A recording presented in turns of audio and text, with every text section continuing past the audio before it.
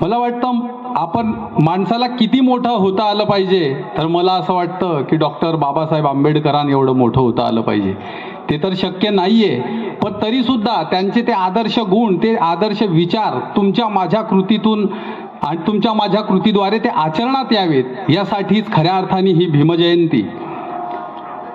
ज्या बाबासाहेबांना शाळेत उंबऱ्याच्या बाहेर बसून शिकावं लागलं, ज्या बाबासाहेबांना शाळेत उंबऱ्याच्या बाहेर बसून शिकावं लागलं, शाहूंनी मदत करावी आणि बाबासाहेब अमेरिकेतल्या कोलंबिया विद्यापीठामध्ये शिकायला जावेत, बाबासाहेबांनी अमेरिकेच्या कोलंबिया विद्यापीठातून शिक्षण घेऊन पुन्हा भारतात यावं आणि त्याच अमेरिकेमधल्या एका निग्रो म्हणवल्या जाणाऱ्या जातीतल्या बराक ओबामा नावाच्या मुलानं डॉक्टर बाबासाहेब आंबेडकरांची प्रेरणा घ्यावी आणि बाबासाहेबांची प्रेरणा घेऊन बराक ओबामा नावाचा मुलगा अमेरिकेचा राष्ट्राध्यक्ष होतो. प्रेरणा कुणाची? तर डॉक्टर बाबासाहेब आंबेडकरांची.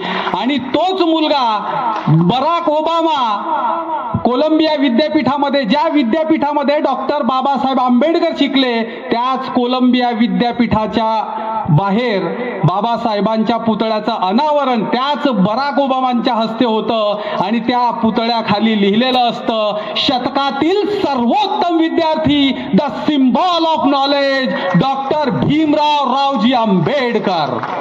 इतकं मोठं होता आलं पाहिजे.